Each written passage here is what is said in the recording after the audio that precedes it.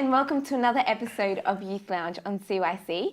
Today we're very blessed to have with us Father Joseph, David, Angie and Mina. So we're going to get straight into our discussion today. We're talking about knowing about God versus knowing God. And I think it's something or a point in everyone's life or everyone's Christian life that they realise that they may not specifically know God or that they just have been hearing about him but have never really experienced him. So Abuna, has there been a point in your life where you realised that you knew him or you didn't know him and that triggered a search? I think one of the things that came into my mind when I was thinking about this is that, like if I was to say to you that I know Prime Minister Malcolm Turnbull really well, but I've never sat with him, I've never talked to him, I've never, had more than just, I've seen him on TV and so on, but I haven't had that personal experience with him. So at the same time, it's the same thing with Christ. If I know him and I actually know that he exists and that he is there at church and he's there in the universe, but I've never had that personal experience with him, I haven't tasted and see how good the Lord is and I haven't trusted in him, then I might feel that there is a huge gap in my knowledge of God.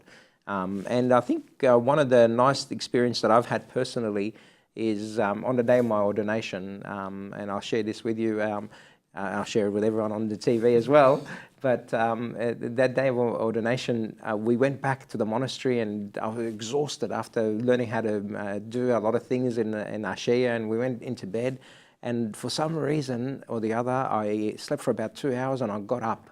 And if you know what Father Jacob is like, he told everyone in the church to give prayers to the new priest, because the prayers for the new priest are going to be answered while they're in the monastery. And I had a pile of papers with me, and I got up at 2 o'clock in the morning and I started reading them. But I've never read them before, and I've experienced something that was a lot of tears during that time, because I could see the burden that some people had in their life. But the joy and the knowing that God looks after them came in the Mass, the first Mass that we prayed the next day, and we prayed as priests. And again, there was a lot of tears and so on that happened again, but knowing that God, and when I placed those prayers on the altar, and I knew that God has them, has those prayers, and I know that God will look after them. So that was a personal experience that I've had, where I felt that personally that the knowledge that God has and that He's controls that is important. That's beautiful. Guys, what about you guys? Were there points in your life where you feel like you didn't know, you had just heard about him and you didn't know him?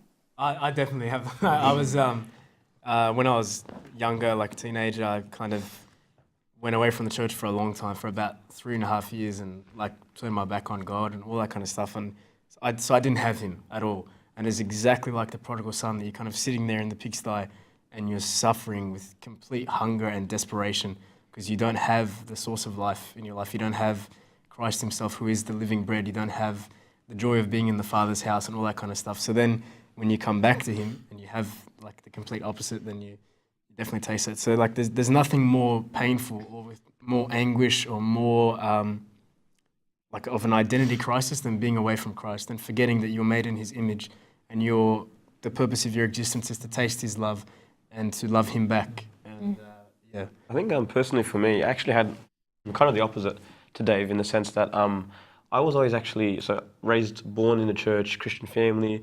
I've always been raised to, you have to go to church every week, Sunday school, more of a goody-goody actually in that sense. So no real rebellion, but I felt that I used to always go to church on a Sunday, do my sort of thing, 9 to 12, get Sunday school, and then, and then I go back home. But I felt like there was no real substance to this living. For a lot of my life, I've just been, doing what Abuna says or the church and whatever. But I felt like there was nothing, and I knew a lot about God in that sense. And so I remember actually my first week at uni, I was at a Coptic school, so it wasn't really exposed to non-Christians. And so a non-Christian came to me and he goes to me, "Oh, what do you believe in?" I'm like, "I'm a Christian." He's like, "Can you tell me about Christ?" And I just stopped there. And I was like, I know a lot about him, but I mean, I can't actually tell you what I've experienced, kind of thing. Like, I don't really know what's happening there. And so from there, I tried to pursue it. I wanted to see what's happening. So then I actually took a course in the theological college, thought I'd read up on it and learn more about that and whatnot. And all in all, I was like, it felt like it was a very academic perspective of looking at God. You know, I was studying Him like I'd study like my uni course. And only recently when I went to Africa, I saw Bishop Amabulis, and that's what I saw when someone actually knows God. And it really changed my perspective about a lot of things. I saw this very real relationship where I knew all this stuff about God, but I didn't actually know who He was. And so the idea of prayer, obviously, was revolutionary to me, knowing when to actually pray. Now, what is the link between knowing about God and knowing God? Can you have one without the other? No, I think you have to start with knowing about God, and then you get to know God personally. But it is very dangerous to know about God without knowing God Himself. Because if I just know about God from the stuff that I read, from the stuff that I hear, then one day if the stuff that I read and the stuff that I hear say something against God, then I'm just going to turn against God. But when you've got that experience with God, when you hear wrong things, or even when you don't feel God at that point, you say, no, hold on, I've got experience with Him. You can fall back into the experience that you have with Him like previously.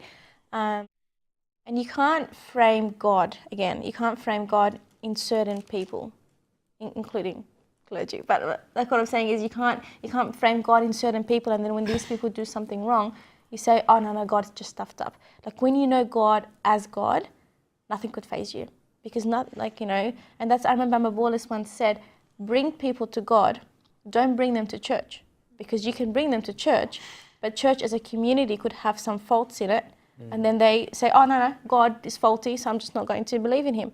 While if you bring them to God as God, who can never be at fault, then they're safe there. Same thing in service. When you're serving someone, you don't attach them to yourself, but you attach them to God. Yeah. So what does knowledge of the self have to do with the knowledge of God? I have a quote here that sort of touches on that.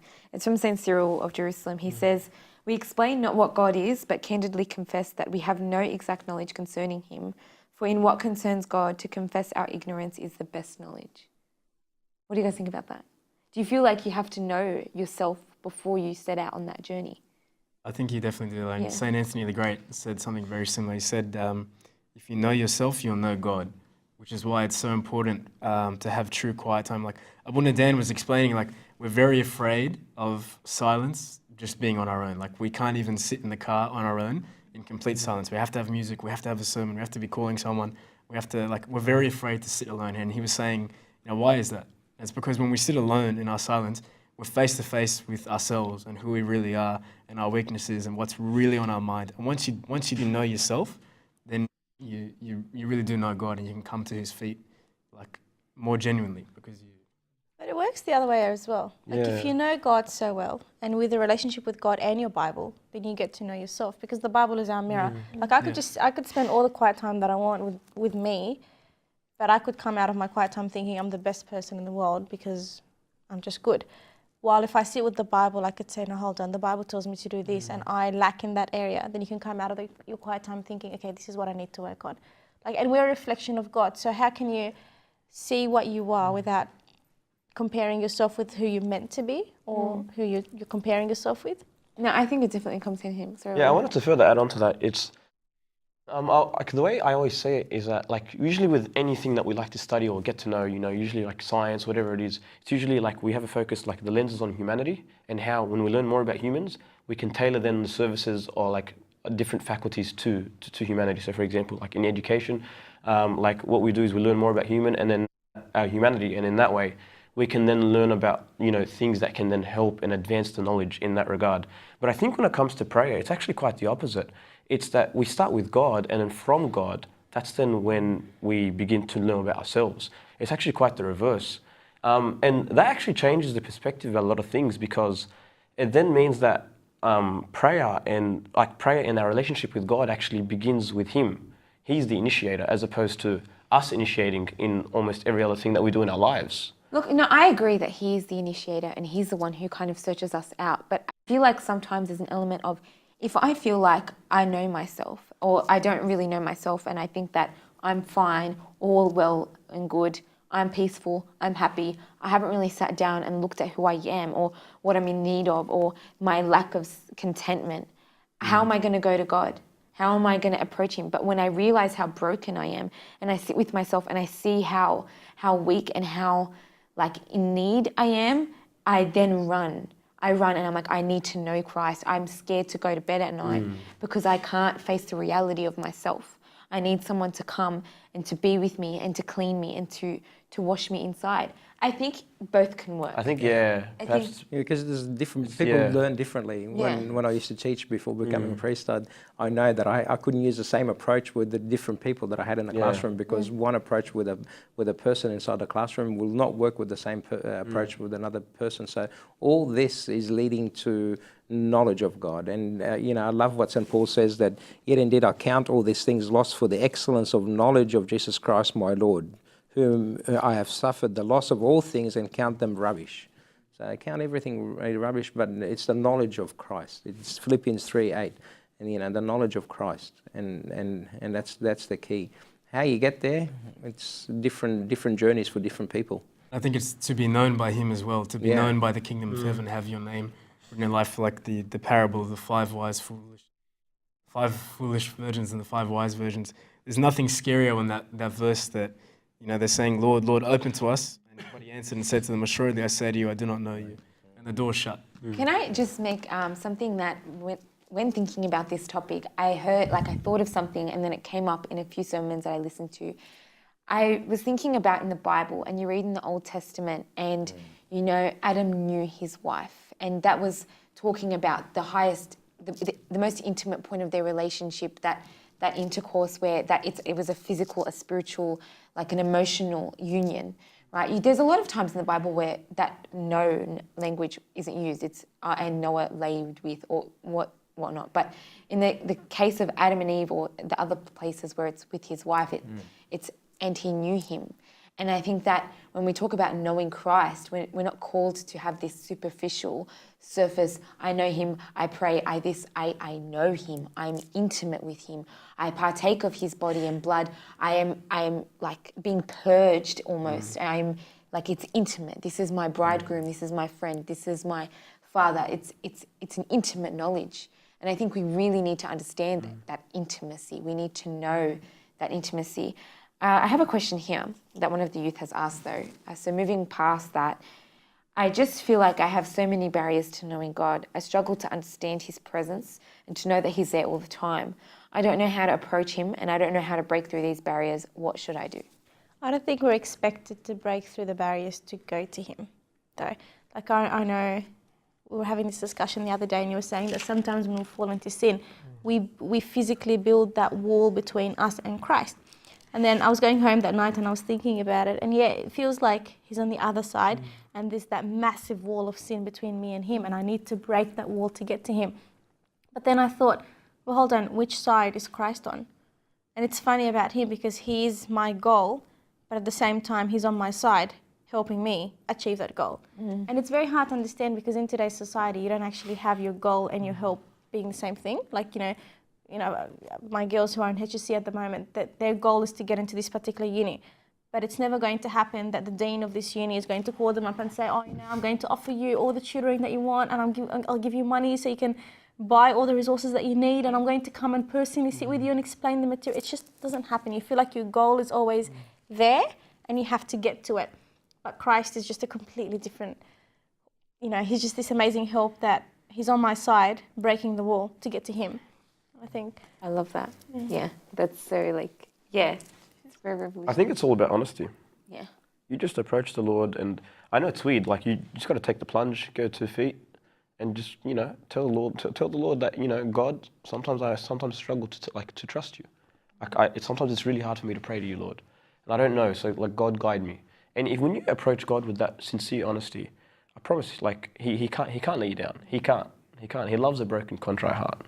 I love that. That's all we have time for the first half of our discussion on knowing God versus knowing about God.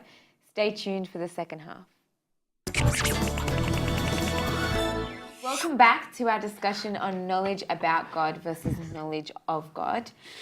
So we're going to jump straight into our next question, which is how can we really get to that intimacy that we were talking about before? How can we just not know him and taste him, but really just experience that? I think it's like any other relationship. It takes time. You can't expect that you're new to Christianity and straight away, bang, you have an intimate relationship with God. It takes time, and it's a spiritual journey, and it's a ladder that we need to climb one step at a time, one prayer at a time, one communion at a time, one confession at a time, and we just take steady steps throughout our life towards that, and make it a goal. And if it's a known goal in my life that I would like to get intimate with God, I'd like to go deep with Him. When the Lord will ask us to go deep with Him. The Lord asked when they were out fishing to go deep, and when they did go deep, then they catch a lot of fish. So I think it's a step by step. Yeah, step by step process. It's not an overnight thing. God is not a Coke machine where you put $1.20 and you press Coke or a Diet Coke and you get a Coke or a Diet Coke. It doesn't work like that. God doesn't work like that. It's a steady, intimate. It means you got to give time. You can't expect it just to happen without time. There's a lot of things, like if you look at, and the church tells us that the Lord loved the church so much that He was willing to give His life up for the church, and in a relationship, a husband and a wife are in that same path. So, but it's a steady process. Yeah. Beautiful. So moving on to the next thing, does dryness in prayer mean that I don't know Him? I think sometimes God allows that dryness to see how much we're going to hold on to Him. I don't think it always has to be, lovey-dovey emotions. I can feel God, or I feel like, sometimes He takes away His grace. Coming from Angie, that's a lot. I know, because I'm a very emotional person, but there have been days where I wasn't feeling the emotions. But love is a decision. If you just depend on, oh God, I can feel you right now, and then the days where I'm not feeling Him, I'm just not praying because I'm not feeling Him. It's not really. And even with husbands and wives, like if a mother wakes up one day, she's like, oh, I don't feel lovey-dovey. I'm not going to cook. I'm not going to look after the kids. Well, no, it's a commitment. It's a decision. You have to do it anyway. And I think it's the same with God. And I do think sometimes, He just holds back a little bit to see how much we're going to hold on to Him.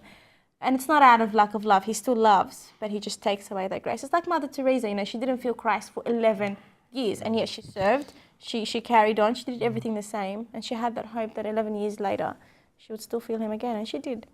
I like that Song of Songs, I feel, talks a lot about this. But there's one verse in particular that I really like. It's when I found the one I love, I held him and didn't let go. He didn't say, when I found the one I love and I felt all the emotions, like I held on and then I let go when, times got a bit rough and didn't really feel it, whatever. But I held him and didn't let go. It was a decision, like you said. And we were talking about this ages ago, chapter 5, when he's knocking and then she doesn't want to answer the door, and then he goes and then she realises, oh my God, that was my beloved, and she goes and searches for him everywhere. Yeah. So it's sort of like a part of that journey of... But I think, sorry, Mina, but just before we get to the point where we say, oh, God is allowing that dryness, we have to search well and make sure there's no sin that's the cause of that dryness. Because we don't want to fool ourselves. We don't want to be in the middle of sin, and that's why I'm feeling separated from God. And yet I'm saying, oh no, God is allowing this dryness. And also the love behind your prayer. Like Pope Shona says, are you praying? That's great. But how much love is behind your prayer? Are you reading the Bible? That's great. But how much love is in your meditation of the words? Like it's not. He wants our heart. He doesn't want the... That puts me to so much shame. And I love what Abuna was saying. Pope Tadros said the same thing. Pope Tadros is giving a sermon about the preparation week for Lent and how the Gospel is from Matthew 6 and going into your room in secret and praying, and your Father will reward you openly. He's saying, like, that room, how special is that room? How special the moments where you're interacting with your Christ and it's just you and Him, and the rest of the world is asleep, but it's just you and Him. And like he talked about how... exact same with people. It's not enough to spend 5 minutes with your best friend. No, you sit down, you have coffee, you eat, before you know it's been like 3 hours. It's the same, it takes time. You have to give Him time and you have to give Him your heart. So I think dryness, as Angie was saying, we have to be careful, is it my fault that it's a dry? Yeah. There was something else that I read that was really nice. St. John Chrysostom, I was reading in Acts 1, it was talking about the Ascension versus in the Pentecost, and then he posed the question. It was really nice because we know that the Ascension was after 40 days and the Pentecost was 10 days later. The question was that St. John Chrysostom asked was, why do you think that Jesus actually didn't wait the 50 days, and how come He waited to 40 days and then left him for a bit? And the answer that he said was, it's a maturation process. And it's in order for them to exercise humility. And we all know that humility is this idea where we reflect and we rely on God. And so maybe this dryness that we've experienced, maybe it's just like we feel that it's a humility thing. It's a thing where we're growing. It's a maturation process. And a lot of the time we can like confuse that a lot. So yeah, of course, taking warning of what Angie's saying, you know, if you are going through some form of spiritual dryness, don't fret. You're growing, in fact. I was just going to say, like, it's very much linked to what you're saying about chapter 5, because that in that part, the Shulamite, like, she represents their lukewarmness. Like, she's like, I'm not going to get up and put my robe on again, or my feet will get dirty. And like, this is symbolic of the lukewarmness, instead of like the earlier chapters where this is my beloved and let him kiss me with the kisses of his mouth. And she was so eager and passionate for his love. And she was lovesick. She was lovesick to experience that. And now she's like, so that's why he knocked and he waited for her, but then he left, because he's not cheap. He's very, very precious. If God gave us the sweetness and the grace all the time, it's when we're not deserving of it, when we're not putting in like our part, like it's love, it's a relationship and it is a marriage. So like love has to be two ways. Imagine there's a wife or a husband and they're doing all the loving and it's never being reciprocated. That's not a relationship. It's not healthy. And it's the exact same with God. It has to be requited. It has to be two ways. So maybe, sometimes the dryness is to bring back the longing, to bring back the zeal, to kickstart. I'm a big believer in that. So what bridges the gap between knowing about God and knowing Him? What is it that is different from the two? I think experience, when you get put on the spot and you have to rely on what you know about Him to get to know Him personally. What about faith? Like, where does that come in? Where does that come in from knowing about Him and knowing Him personally? You have to have faith that what you know about Him is actually true. And then you get to experience it so personally, and then it's like, it's solid. It's like, I know Him. I actually know Him. And I think it's what intercedes later on. So later on, when you're being tested again, it's like, I know that because it says it in the Bible, so that I know. And two, because my own life is just a testimony to the fact that now I know that the Bible is true. So I think they work together. Then how do you rely on your faith rather than rely on your mind? So one of the beautiful sayings that Mother Teresa has is it says, in this life we can't do great things, we can only do small things with great love and faith.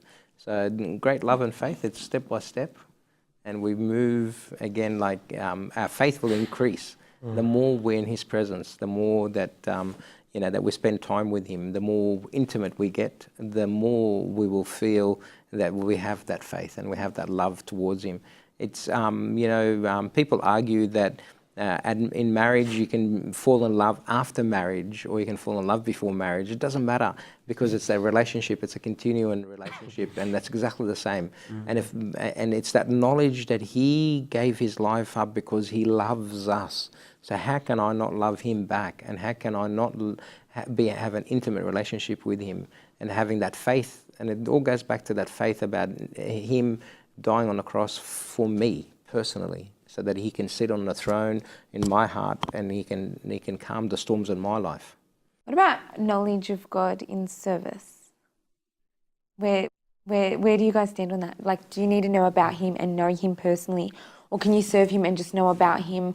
Like, I know it seems like there is a Sunday school answer behind that, but really, a lot of the time when we go into the service, we just know about Him. And when we preach knowing about Him, we preach ourselves. So how do you preach Christ? How do you know Him? How do you bring that to the service? Well, I think knowledge about God, it's no different than reading a newspaper. It's you're just reading a newspaper. All right, this is a cool guy. He died on the cross for me. Good job. I'm gonna go live my life. It has no real meaning. There's no substance behind it.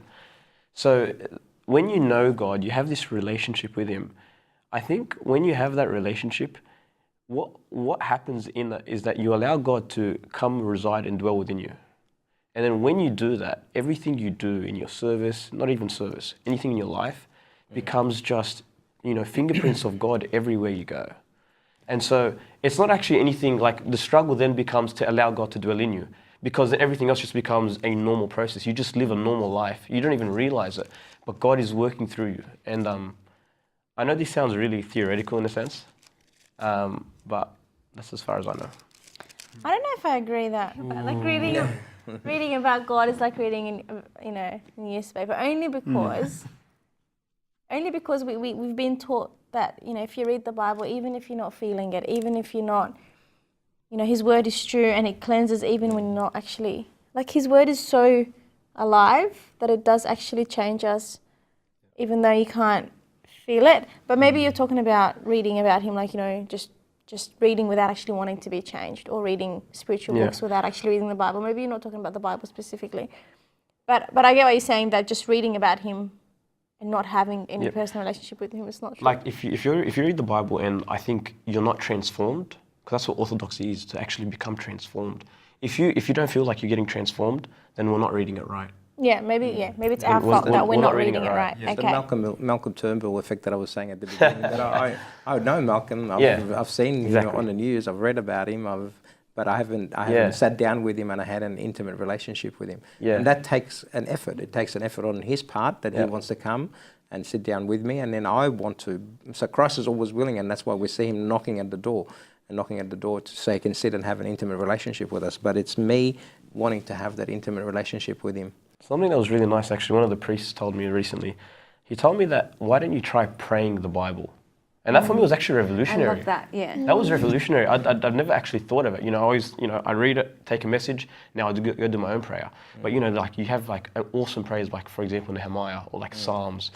Amazing prayers, yeah. If we actually try to pray it, that could perhaps be like a really good exercise to try practice this transformation process. You're saying God in the service. I think that if you try to serve without actually knowing God, it's going to be a very overwhelming, painful experience, because you either hurt for the people that you serve, or with the people that you serve, or because of the people that you serve. There's just so much pain into it. And I think it's out of God's great mercy and kindness and sweetness and cuteness that He said, love me and then love the other. Because if you love the other, you're always hurt. They're going through a hard time, so you're hurting because for them, or they hurt you, so you're hurting because of them. But if you love God, then it just gives you that energy to keep going for them. I love that. Yeah, that was actually going to be the next question, that how can I be sure of my knowledge of God versus my knowledge about Him? And that, I think, has to do with love. Like Abuna Michael, he gave a talk at girls' meeting, and it was at the beginning of the new year. And someone asked him, how do I know if I'm growing spiritually? He said, check how much you love your neighbour. Has it grown? And if it hasn't, then everything you're doing is futile. He was very blunt, but he was saying everything you're doing is pointless if you're not growing in love for another person, because that means your love for God isn't growing. So it was it was a wake-up moment for me. And there's a verse about that from 1 John. It says, we are of God, and he who knows God hears us. He who is not of God does not hear us. By this we know the spirit of truth and the spirit of error. Beloved, let us love one another, for love is of God, and everyone who loves is born of God and knows God. He who does not love does not know God, for God is love.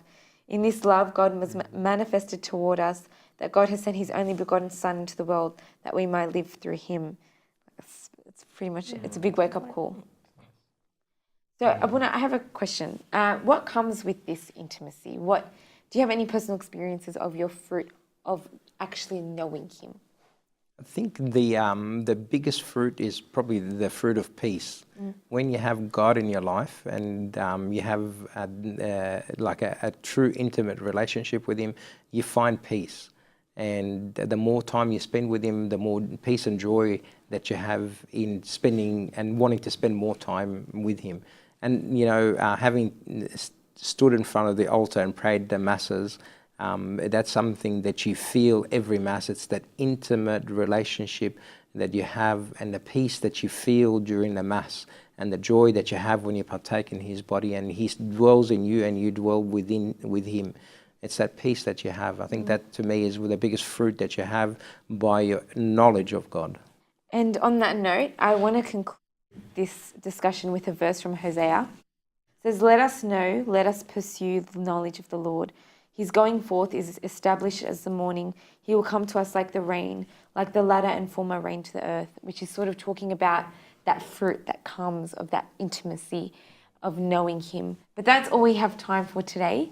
Thank you so much for joining us, and we hope you have a good night. See you soon.